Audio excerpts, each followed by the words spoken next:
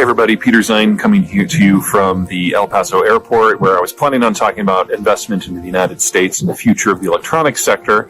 But earlier in the day, the Russian government announced the full planned withdrawal of all troops from the Kherson pocket, which is the only chunk of territory in occupied Ukraine that is to the west of the Dnieper River, which is roughly analogous to the American Mississippi.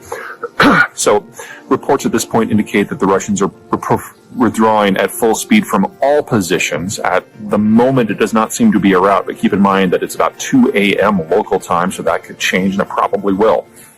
A few things to keep in mind. The Ukrainians announced they were assaulting this area 4 months ago, and so the Russians forward positioned a lot of troops. Based on whose statistics you're looking at, there's somewhere between 20 and 40,000 Russian forces in the area, but it's generally accepted on both sides, and these are the best troops that the Russians have with the best training and the best equipment. Now, the Russians have not been able to effectively supply this area for about a month, because a month ago someone blew up the Kerch Strait Bridge, which is the only heavy rail connection that can handle freight transport from Russia proper to the southern front. So whether it's equipment or ammo or fuel or reinforcements, everything now has to come in by truck, and the Russians have lost the vast majority of their tactical truck support fleet for the military and are now using civilian vehicles, making them very vulnerable. In terms of what that has meant for the war, it means that not enough shells and not enough fuel have been getting to the front in the Kherson pocket. So there are more than isolated reports that Ukrainian forces for the last couple of weeks have not had to do something that's called shoot and scoot. Normally, when you fire an artillery shell, you need to get the hell out of there because somebody tracked your shell's outgoing trajectory and they send a return present to you that will blow up your position unless you've moved. So you shoot and then you scoot. But apparently there's been no return fire coming from Russian positions, so the Ukrainians have just been able to plug away with whatever ammo they have.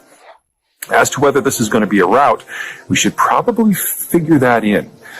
The Ukrainians are being presented with a golden opportunity. Even if it's only 20,000 Russian troops that are here, they're now all in a state of retreat, and they all have to go to the same places. There are only 2 bridges across the river, and the Ukrainians have excellent intelligence on the entire zone. So if the Russians put up a pontoon bridge, it usually only lasts for a few minutes before it gets taken out.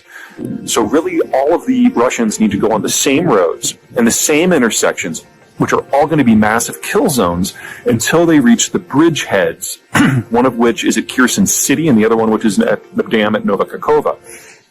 At that point, well, the Ukrainians have been hitting these bridges with rocket fire for weeks, and they can't handle heavy equipment anymore, which means that the Russians are going to have to make a massive parking jam at the bridgehead, dismount, and then run across while under artillery fire the entire time. The casualties are going to be immense. And that's the best case scenario. The worst case scenario is something that's going to be really nasty.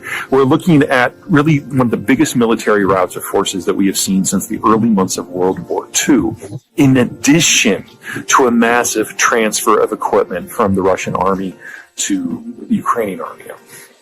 Best guess is that not only are the Russians going to be leaving behind their best gear, but they're going to be leaving behind more gear than what the Ukrainians captured from the Russians in the Izium assault back in September, which already transferred more gear to Ukraine than NATO had in the previous 7 months where Ukraine began the war with. So by spring, with a lot of deferred maintenance, the Ukrainians are likely to enter the war by May with a tank and artillery force that's more than 5 times its strength on the first day of the war. The Russians have already used the majority of their missile and tank forces, which began this war as the world's largest. So the Kherson withdrawal and the likely route to come does mark the end of any hope the Russians had of regaining any sort of strategic initiative or any sort of meaningful offensive operations until at least May. It'll take them at least that long to bring in fresh troops and fresh gear. In that time, the Ukrainians are not going to sit on their hands. They don't have to cross the river to strike at the Russians. Once they get to the river, their long-range rockets and artillery are going to be able to target the isthmus, which is only about 3 kilometers wide, that connects the Ukrainian mainland to the Crimean Peninsula. And that matters for more than just mere military logistics. Because the Kerch rail bridge is out, Russia cannot only not bring in ammo and troops and fuel, it can't bring in food. Their only other option are some very light rail and road connections across that isthmus coming from the rest of occupied Ukraine, all of which Ukraine will still be able to strike, will soon be able to strike. And in capturing Kherson, the Ukrainians are going to be able to cut the water flows to the Crimea Canal, and water from that canal is solely responsible for 3/4 of the food grown in Crimea. So no imported food, little grown food.